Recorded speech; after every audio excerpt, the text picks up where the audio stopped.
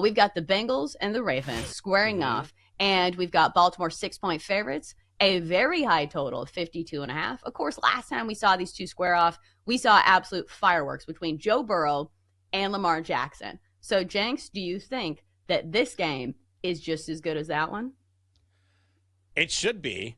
I would initially lean towards the Bengals here. I need to do a deeper dive into our handicap, which we will do when we're on this show on Thursday, getting ready for the game. But 6.5 points Mm-hmm. now, or now six. It's gone down from 6.5 to six. So we've seen some money come in on Cincinnati.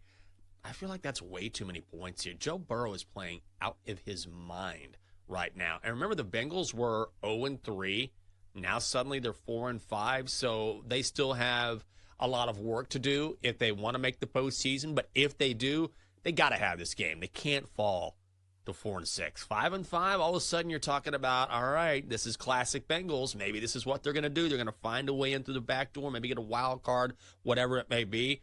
But my initial lean would be, particularly when you look at that Ravens defense, which does have weakness in the secondary and the way Joey B is playing right now, I would lean Cincinnati here, or maybe look at the over. Could be a lot of points again. Yeah, it almost seems like a trappy bet. You Mm-hmm. say, okay, this is a divisional matchup. Joe Burrow and Lamar Jackson went head to head last time around. So you're giving me 6.5 points with the scrappy underdog here. Yeah, I feel like I would be on Cincinnati here, a team that is actually looking better as the season goes on. You know, surprise, surprise, the Yeah. Bengals are turning it on when it turns to November. But maybe we see Baltimore with a big win here. Like, I don't see it happening. What about, you kind of mentioned this, the total here is pretty high. It's 52 and a half.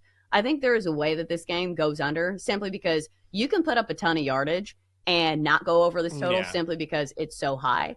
But I do expect a lot of points. When you have two quarterbacks who can go back and forth like this, I think it kind of lends itself to an over because both teams kind of have to throw the ball a bit to keep pace. We saw this a little bit in the Chiefs game last night where Baker Mayfield was slinging it and the Bucks were scoring points. So in turn, the Chiefs had to get into gear and stop playing, ball control, and they actually had to score some points and throw the football down the field.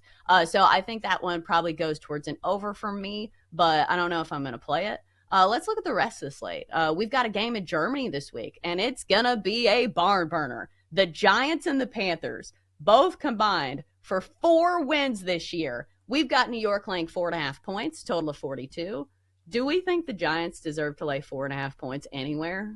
I think no is the answer for me. I don't think so. God, but do you really want to play Carolina?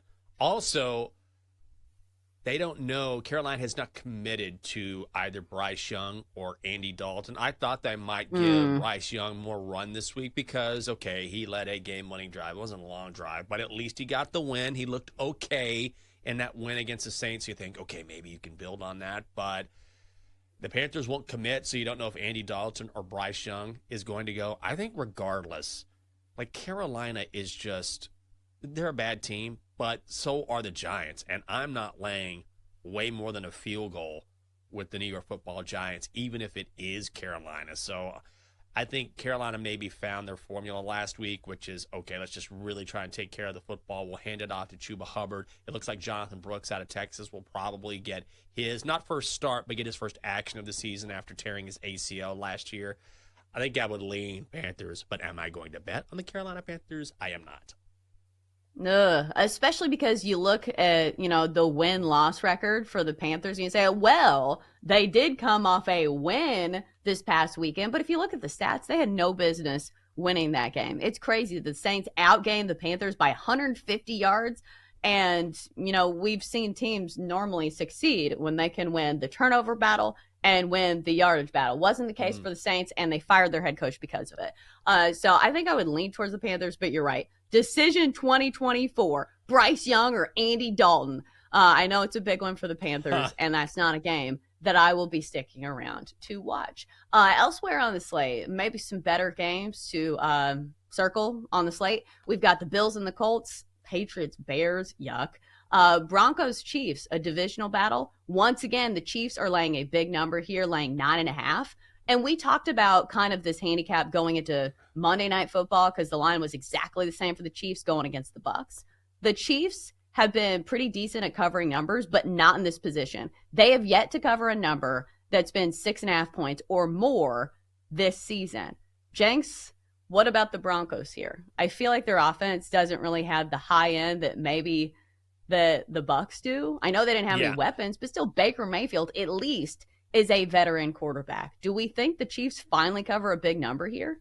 I don't think so. And I don't feel comfortable laying 9.5 when the total is 42. The Broncos play really good defense, so do the Chiefs. So this feels like a touchdown win to me.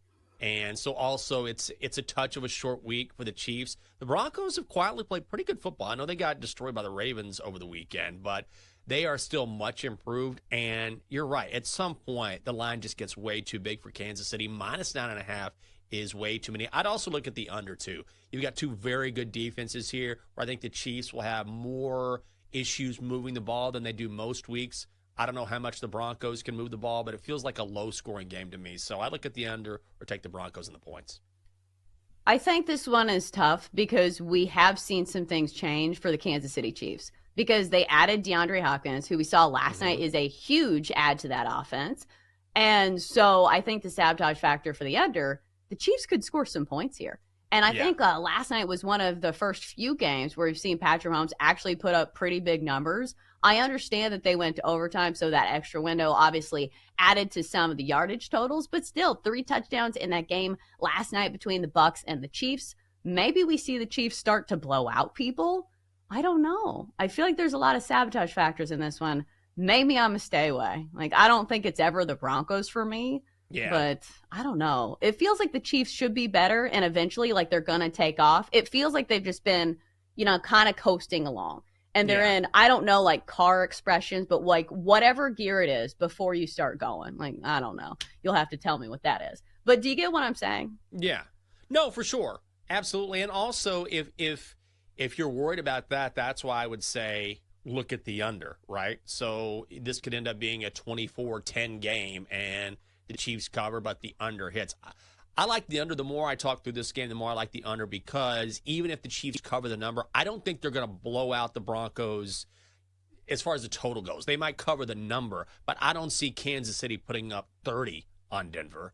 Do you know what I mean? Like the Denver defense is really, really solid. And again, it's a short week, so I think that favors the Broncos. That extra day in the NFL absolutely makes a difference. So if you're worried about whether or not the Chiefs are just now coming together with D-Hop and maybe they blow out the Broncos, a blowout, and by that I mean, like I was saying, maybe a 2-touchdown win, but something that still hits below the total.